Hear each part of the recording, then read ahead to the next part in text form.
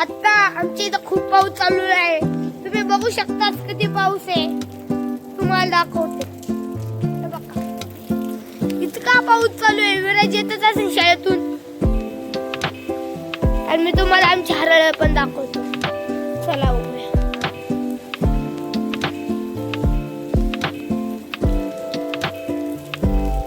बघा हरळ आमची खूप छान आहे. आमचा टफी कसा बघतोय. शाळेतून आलेला आहे. बघा तो कसा लंगतोय.